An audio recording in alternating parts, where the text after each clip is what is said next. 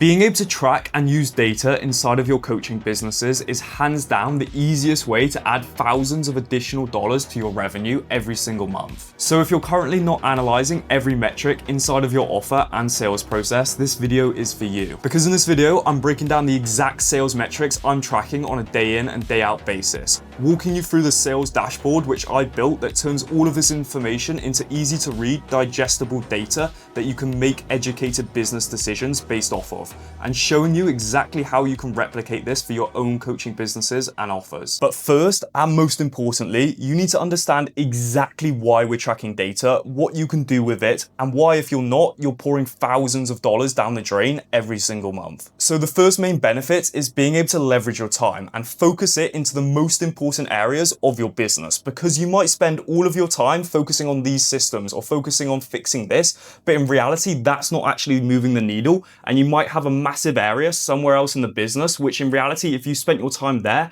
would actually move you a lot further forward. Building off of that, it allows you to identify all of your bottlenecks and find the biggest areas in your business which are costing you money every single month, so you can focus your attention on fixing those issues first before going in and worrying about anything else in the business. Not only that, it allows you to notice pattern changes. If you have one week where your revenue completely falls off a cliff, you can go in and look at the individual metrics to find out exactly why it happened and where to focus your attention so that you can stop the problem from continuing to happen. Finally, it lets you take the emotions out of testing new strategies, because you can directly look at the data for the new strategy and see the effectiveness of it. Is it better than what we were doing previously? Did this new strategy actually work?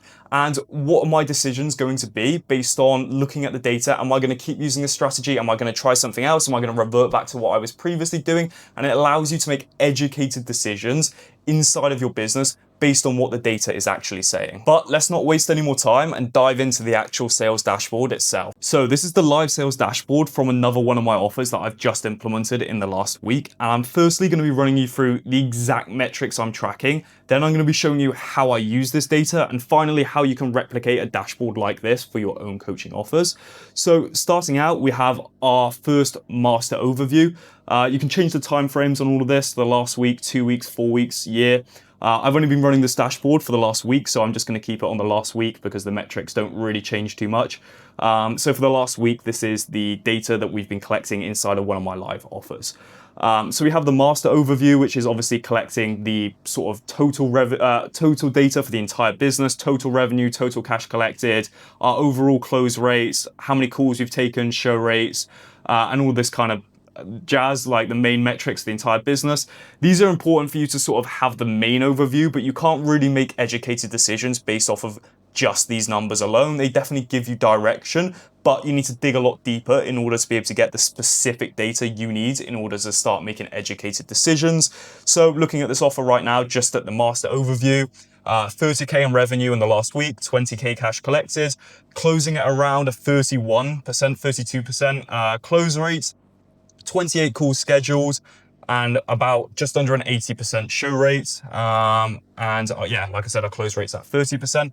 But this is the master overview, but you really, to make educated decisions, need to break this data down into a lot smaller details so you can actually track where the issues are, where to focus your intention. So the first way that we break all of this down, or like break this master overview down into smaller steps, is we split up the organic traffic from the paid traffic, okay? So looking at this data, from the organic side of stuff, we've done 18K in revenue from the organic and 8K in revenue from the paid ads. And we're closing at around a 30% on the organic and a 25% on the paid ads. And being able to notice those difference between the organic and the paid ads is really, really important, so you can spot like the differences between the two different types. Obviously, your ads are going to be they're colder leads you're working with as opposed to your organic ones, but you need to be able to see the differences, being able to know like where the issues in your ads funnel, ad campaigns are as well, and the same thing with your organic. So if I'm looking at my organic leads right now, I've had 16 scheduled calls, 13 of which have shown up, so I'm sitting at just over an 80% show rate on my organic calls. Of those 13 that showed up, 12 of them were qualified, so over 90% of our calls are qualified, really solid, and we ended up pitching every single one of those deals. And then looking at the paid ad side of stuff, we had 11 scheduled calls, 8 of them showed up, so we're sitting around a 70% show rate for the paid ad side of stuff. Of the 8 that showed up, 6 were qualified. So 75% of our leads that showed up were qualified. And we ended up pitching all 8 anyway. We told all 8 the price, but this is just looking at the metrics on more of like a deeper level. Then after tracking the differences between organic and paid ads, these are still like the master overview. So this up here is the overall master overview for the entire offer. These are the master overviews for the organic side of the business and the paid ad side of the business, but we break it down even further again beyond that. The first way we break it down is into the actual like types of calls we're having. So if I'm looking at the organic side of stuff, first of all, we can track the individual performance of the types of calls. So on the first sales call, so this is the performance of the first sales call. We've had 12 total sales calls, 10 of which showed up. 9 of those were qualified. We pitched all 9 of those people, and on the first sales call, we only closed 1 of those people. Now, this is also down to the offer that we're selling on. We're selling on a very like high ticket offer. So like when I say high ticket, I don't mean like the actual like price points are too high. We're selling, this offer specifically is selling between $4,000 and $6,000 as the price points, but it's a real estate investing offer. So people typically need to be in the position to buy a house alongside buying our mentorship, of course. So that kind of drags out our sales processes a little bit and means the close rates are a little bit lower because it's a big commitment. Outside of just buying a mentorship, they're committing to buy a house as well. But anyway, first call, so we're closing at around 10% of our show call rate. So we had 10 showed calls, 9 of them were qualified, but we only closed 1 on the first call. From that call, we did $4,000 in revenue, $4,000 in cash collected. But then on follow-up calls, we actually have had 4 follow-up calls after this one here. Of those 4 scheduled follow-up calls, 3 of them showed up. 75% of people on the follow-up calls show up. That's probably, we can get these numbers up. There isn't the most amount of data going through this dashboard right now. So once I process some more data over a longer period of time, this will become a bit more accurate and will give me more to work off of. But of those 3 people that showed up, all 3 of them were qualified. Obviously, we scheduled a follow-up call with them because we were qualified. We definitely pitched them all again. And of those 3 people that showed up, we actually closed 2 of those offers on the follow-up call. Meaning on the follow-up calls so far, we've done $10K in revenue and another $4,000 in cash collected. So right now, the follow-up calls, because we're having that sort of longer sales process, we're closing a ton of calls actually on the follow-up. Outside of that as well, we're also tracking DM closes as well, because some prospects, it's more about they just want to like review the exact details of the contract, stuff like that when it comes to an offer like this. And sometimes we close them over text afterwards, like we send them a payment link and they pay afterwards via text. So we do track the individual number of text closes. So in the last week, we actually have had 2 deals that have closed from people following up and closing in the DMs after the sales calls themselves. So after either the first call or after a follow-up call, and they close from the DMs. So we've done $8K in revenue just from the DMs itself. So we're tracking individual call performances, and we do this for organic and we do this for the paid ad side of stuff as well. So if I'm looking at this right now, I'm looking at the first call performance for the ads. So far, we actually haven't taken any follow-up calls for the ads. We've only just launched this new ad campaign that we're tracking, and this is only the data for the last week. But looking at it, okay, for the paid ad side of stuff, we've had 11 total calls, 8 of which showed up, so 70% show rate, a 75% qualified rate. So if you look at this, this is actually considerably lower than the organic side of stuff, because we were getting we've got about 10% higher show rate on the organic as opposed to the paid ads. And we have about 15% more qualified on the organic as opposed to the paid ads. So being able to spot these differences is really important. From the first call on the paid ads, we closed 1 deal. So we actually have a slightly higher close rate on the first call with our paid ads, but that actually aligns with how we're doing our sales process. The way we're doing our ads calls, we're being a lot more pushy with the prospects. We're trying to sell them a lot more. We're playing into their emotions a lot more, and we're objection handling considerably harder because they've come from ads, and we want them to make more of that impulse decision to move forward, as opposed to our organic leads, which have been following us for a long time. They've been engaging in a lot of content, and we can sort of draw out the sales process to increase our overall conversions, but we're trying to push for a higher sort of close rate on the first call with our paid ads. We haven't actually taken any follow-up calls yet on the paid ads, but we did close an extra one of these deals via DMs afterwards. So of the six calls, six qualified calls that we had, we closed one on the first call, and another one of these text closes was actually from the paid ad side of stuff. So that's some more metrics we're breaking down, but we go even deeper again. So the next thing we're looking at is, okay, where exactly are the most of our deals being closed from? So we can know where to focus our attention. We know how to actually run the sales process. So if I'm looking at the organic side of stuff right now, we're making the most amount of money off of the follow-up calls. So that's where we're collecting the most amount of cash. We've collected 2 deals from the follow-up, and only one from the first call and one from like a DM close or a text close afterwards. And the most amount of revenue came from the follow-up call as opposed to the first call or text close. So I'll dive into how we're going to use that data later. Looking at the paid ad side of stuff, haven't got too much data pushed through the paid ad stuff yet, so it's not too accurate. But right now, we've got one deal from the first close, from the first call, and one deal from a text close, and then the revenue from both of those deals actually equated to the same. They were both 4K paid in full deals. So we're looking at that. We're also identifying like individual revenue trends, like number of calls we've been taking, like what types of calls we've been taking. So looking over the past week, you can see what calls have been taken over that period of time. So if I'm looking today, January 14th, we've taken 8 first calls. We've had 1 follow-up call, and we had 1 call which, or like 1 deal which closed via text today. So you can see individually the number of calls that you've taken over a period of time. If I change the time frame on this, like you can see like per monthly basis, stuff like that. But if I just set this back to the last week, you can see, you can individually look at the revenue. By the way, this is tracking new cash, not including MMR. So this is all new cash for the business. I'm most likely going to get our payment processor connected into this sales dashboard as well, so we can track the entire revenue for the business, or the entire cash collected for the business for the month, including payment plans from previous months, which are being collected this month. But right now, this is tracking new cash, so you can track the like revenue days, like which days have done the most amount in revenue trends, obviously tracking it over a period of time. Like you can go and look at it as a year. I've just implemented this in the last week. So I obviously, unfortunately, can't show you the entire data for the previous year, but the longer you run this for, you can see exactly like the revenue trends on a month by month basis, which is just further insights to actually be able to have.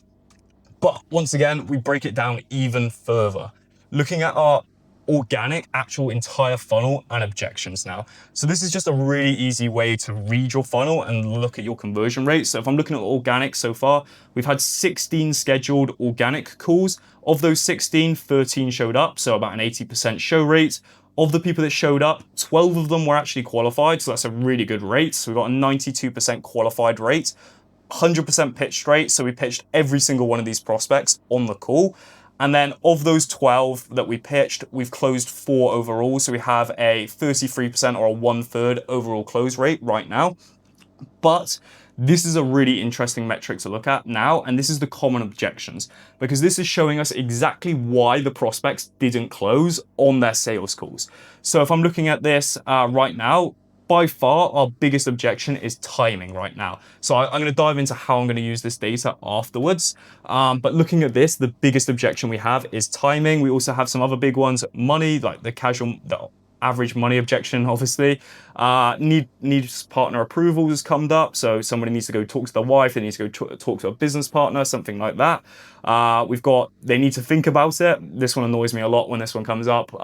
But you can see all the data, and one other type of ejection which has come up outside of those ones. We can track the same for the paid ad side of stuff as well, like 11 scheduled calls, 8 shown up calls. Of those 8 that showed up, 6 of them were qualified. We ended up pitching them all anyway. Might as well pitch them if they move forward down the line, so be it. And then of the 6 qualified calls, we actually closed we closed 2 of them, but we pitched away. So we had a 25% close rate of the leads that we did actually pitch. But looking at the biggest objections that we had now, once again, timing was still a big objection for us, but we have need to think as a bigger objection. Obviously, money. We had a couple of unqualified people that we still pitched, so that's pretty expected that we're going to get a money objection on those. And then 1 partner approval.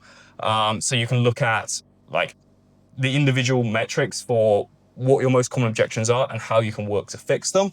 But beyond that as well, you can look at your individual closer. I really hope you might, I'll get rid of my camera, hopefully, so you can see this in the bottom left now. But you can look at the individual closer statistics. How many calls has one closer taken? What's their close rate been? What has their overall revenue and cash collected been? So I'm looking at these two here. These are two of the closers that we have live on this offer. We have Alan and we have Warden. Alan's taken 19 calls with an overall close rate of 31%. And his first call close rate is 14%. But of those 19 calls that he had scheduled and the 16 shows up, he's done $22,000 in revenue and he's cash collected 16K. But if I'm looking at Warden, Warden's taken only had 9 calls on his calendar, 6 of which showed up. And then of those 6 that showed up, he has a roughly 33% close rate. And of all of that data leads to, he's done 10K in revenue and he's done 5K in cash collected. So that's the way you can individually track the data between your sales reps. You can make it a competitive game. You can push them. You can have set your KPIs. If you look at this right now, I've got their status set, and their status automatically changes to whether they're in KPI or not. So if their close rate drops below a certain percentage, I think for this offer we have the close rate set as KPI is 30%. So if it drops below 30%, their status changes. It's below average, and then the further it drops, the worse their status gets, and the better they do, the better their status gets as well. They become a top performer, stuff like that. So you can individually track. Basically, the KPIs are they're a lot more in depth than that. They track a lot more than just the close rates, and I have another separate dashboard that I look at for tracking KPIs. But this is just an overview, and it says whether they're in KPI currently or not. So both Alan and Warden are actually in KPI at the moment. So you can track the individual statistics between your closers as well. For the sake of this dashboard, this is specifically just closing data. So I'm looking at just the specific sales data related to closing. I don't have the appointment setting data booked into this as well. But you need to have, you definitely need to be tracking all of that. I just do mine in a separate dashboard. For the sake of this video, to avoid it being really long, I'm not going to show you, but you can be tracking the number of dials, the number of pickup rates of the people that picked up, your qualified calls, how many calls you booked. Stuff like that is really important to track in your sales process. Same thing with DMs as well, being able to track as much as you can from the DMs. But this is an overview, first of all, of all the metrics that I'm tracking. So the next thing I'm going to be doing is walking you through this data and showing you how I look at it and how I make educated decisions based off of the data itself. So the first thing we're going to want to look at, and I spotted this as we were going through the dashboard a second ago, is actually our most common objections. So I'm looking at this right now and I'm looking at our common objections. Over half, or 50% of our objections on the organic calls are related to timing, and on the paid ads funnel, 43%, so almost another half, are related to timing as well. So people don't think it's the right time to move forward.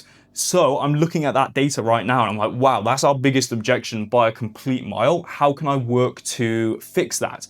And what I'm looking at that data is, and by our objection being timing, that to me tells me we didn't create, or so far we haven't been creating enough urgency throughout the entire marketing and sales process to get people to want to move forward. They don't feel there's enough urgency that they need to move forward right now that they're closing, because if there was that level of urgency, we would be closing more deals. So that's the first metric I'm looking at, is our most common objections and how I can work to improve that. How can I work to create more urgency inside of my marketing and sales process so that we can collect those few extra deals that might have been closed if they felt there was more urgency to actually move forward. The next bit of data I'm looking at is actually the difference in the call type breakdown. So if I'm looking at the organic side of stuff right now, we had 10 shown calls, of which 9 were actually qualified, but we only closed 1 deal on the first call, as opposed to the follow-up calls. Okay, so we had 3 shown calls on the follow-up call. Obviously, they were all qualified because we've spoken to them before now.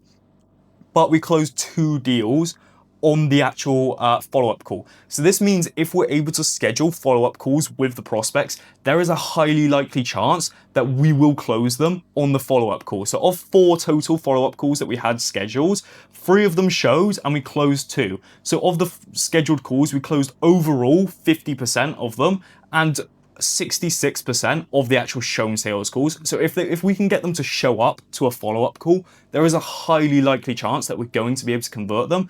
But by looking at this data right now, I know that we had 9 qualified 9 qualified first sales calls, okay? But of those 9 qualified first sales calls, we only had 4 of them scheduled follow-up calls. Right now, for me, I'm looking at that and I'm identifying that as a big bottleneck, because that means we had 9 people, or we had 5 people who joined first sales calls who were qualified and had money, but we weren't able to book them onto a follow-up call. If we were able to book them onto that follow-up call, the likelihood of them converting is astronomical. We're looking at the data right now and we're seeing that we're closing 66% of people who come onto the follow-up calls. So if we can find a way to make sure that on the first sales call, we can book those additional 5 people and get them onto at least scheduling the follow-up call, then we're more likely to convert an overall bigger number of them. I actually believe one of those 5 people that we did that didn't book a follow-up call, we did close after the first call on like a text close. But outside of that, that means we had 4 people that we could have potentially got onto follow-up calls and closed. But in the first call, we weren't able to do it. Maybe they were a complete loss, but there were definitely probably a few deals in there that we could have got scheduled onto follow-up calls. So I'm identifying that as another bottleneck where we could immediately grab more money if we were able to get more of those first calls and schedule them onto the follow-up. But that's just a really quick run through of how I look at the data, how I identify bottlenecks, and how I use it to actually generate more revenue, because I can spot the problems and I can work to fix them. I can find solutions to these problems by looking at the data in order for my businesses and my offers that I work with, my coaching businesses, to be able to make more money, so my clients can make more money, so I can make more money. It's just like you have to be doing this sort of data analysis in order to be able to spot something like that. Like, you would never be able to identify the difference between your first call and follow-up calls if you weren't just directly looking at the data like this. But now what you guys actually came to the video for, how you can replicate and build the same dashboard for yourself and for your coaching offers that you work with. There will be a few small details that I withhold because I keep those just for my paid mentoring students. But this is going to be like a full overview, and you can definitely figure this out based off what I tell you on your own, so that you can replicate this for your own coaching offers. So the first thing to understand is I have two specific forms that I get to have filled out, and every single one of these forms is completed accurately. So what happens is my closers submit a post-call report form for every single call they have on their calendar every single day. So if they had 5 calls on their calendar for that day, they will submit 5 post-call reports, whether they showed up, whether they didn't show up, and it gives a full overview of their entire, like what happened on those calls, if they even showed up, what the exact data is, and it all gets put into a post-call report form for those. So that's form number 1. That's how I collect one part of my data. So I break down like some details about where the leads came from, if they showed or not, if they showed up, were they qualified, did we pitch the offer, what was the call outcome, did we close them, if they closed, how much money did we close them for, basically. If they didn't close, what our objections were, what our next steps are to make sure that we do close them. Fairly simple, but it's really important to make sure that you get all of this data and your closers input it accurately, because if your closers aren't inputting the data accurately into these forms, you might as well not have the dashboard in the first place, because that's what really allows you to have accurate data and make judgments based off of. The second form is a DM close form. So if a prospect closes after a sales call, and they close in the DMs with just like a payment link or something like that, then we track that as well in a separate form, so we can track who we closed off of sales calls, because that does happen pretty commonly, at least with this offer. But we do this for all of the offers that we implement the sales dashboards for. So you want to be able to track the data off of the calls as well, like where they came from, what the type of close was, how much money you made, based on whether they closed off a call and if they closed in the DMs, all alongside obviously all the data that we had in the other form for if they actually booked a call and have all the data for the book calls. This is all the data for if they closed not on a sales call. Then with those 2 forms, you're going to want to do 2 specific things. And the first thing you're going to want to do is send all of the information from the form into your team, either Discord channels or Slack channels, so the whole team gets updated on the prospect. Alongside tracking all of the data, you also want to notify the entire team what happened on every single one of your calls. So when I get a new response to one of my forms, it gets sent to my Discord channel. For this offer, we're using Discord rather than Slack. That's just the way we've got it set up. And the information gets sent directly to the Discord channel so that it looks like something like this. And this is just a brief overview for everybody in the team to quickly have a look at post call. So if I'm looking at this, boom, straight away, I'm the setter. I know, or like anyone can look at this and see exactly what's going on. We saw which closer took the call. We saw who the prospect was. We saw where they came from, whether they were organic or ads. We saw if they showed up. We saw if they were qualified. We saw if we pitched an offer. Like we saw what the outcome was. Obviously we closed them, how much money we closed them for. So this was a 6K deal, but we closed them on like 2K up front. I think I remember this offer. This offer literally closed yesterday. This was like a 2K payment over 3 months. So it's a 6K offer, but we'll collect 2K every single month until we have the 6K in full. And then we have the full call notes based from the closer for the entire team to get updated on. Usually this is like, if they've closed, it'll be like onboarding details that we need to get them onboarded. If it wasn't a close, the actual like information that shows up on here looks different. And the call notes are usually about like, okay, what the next steps are to get the prospects across the line. But every single one of my forms gets sent directly to the Slack or Discord channel. So the whole team gets notified after every single call anyway. Also, if it's a no-show, so the setter can go in and reschedule those calls, the ones that no show, and get them back on the calendar. Then the next thing you need to do with the data from the forms, and the next step in actually building your sales dashboard, is zapping, or whatever platform you use to do the integrations. Zap your information from the form and put it into an Airtable database where it collects all of the information and formats it nicely so that we can use that information and build it into the sales dashboard. So your Airtable dashboard will look something fairly simple to this. It's just a breakdown of every single call, when the calls were taken, prospect's name, like everything that was submitted on the form gets formatted really nicely into this Airtable dashboard with all of the information. And then from there, we work to actually format this into a sales dashboard that we can look at the metrics based off of. So we have two bases inside of our Airtable. We have the post-call report table, which is everything from the first form. And then we also have our DM closes form, so we can track the actual data from people who close off of call. So if you look at this right now, we had one call. Alan closed a call on the 8th of January from an organic lead, and he closed for a 4K PIF. Warden also closed a call earlier today from ads with a text follow-up. And he closed with 4K revenue and a 2K cash collected. So you can see the data. This is basically the data from the forms, and it's being all formatted, or not formatted, it's just being zapped into this database where it basically tracks everything, and we have a record of all of the individual data. Then what you're going to want to do is come into a form of AI website generator. In this scenario, I've used Lovable. I think Lovable is great. There might be some other ones you want to use, like Claude Code. There's a ton of other websites that generate AI dashboards. I personally really like Lovable. The integrations on it are really, really solid. And basically what you want to do is you want to prompt this dashboard. Granted, it does take a long time to build the first version. Once you have a first version of it, you can replicate the board for all of your offers, but you need to prompt it to tell it exactly what data you want to be tracking. I prompted this one when I first made it for a different offer for hours, trying to get it exactly right so I could track all the individual metrics. Once you have the dashboard, you can just duplicate it and use it for different offers. So that's what you want to do. You want to design the dashboard to look exactly how you want, with different time frames, with like custom date ranges, so you can track like in between certain ranges.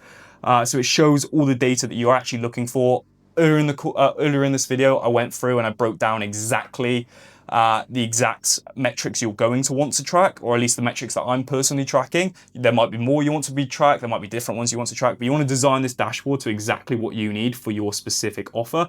This is just an overview of what I'm tracking in the sales process. So you want to prompt the AI inside of this to build the dashboard how you like it.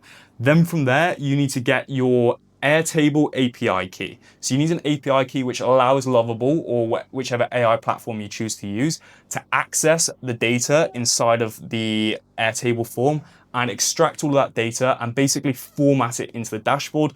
So you have the dashboard which outlines everything. This is like all the metrics for the business, but how it actually works is it looks at that Airtable base that you have, and it extracts all the data from the Airtable base, and it formats it into a really nice dashboard like this, so you can actually look at the data, make look at the data so it's digestible, so you can actually understand it and make educated decisions based off of the data itself. So that's kind of like a breakdown into specifically like how it's set up. You do need an Airtable API key.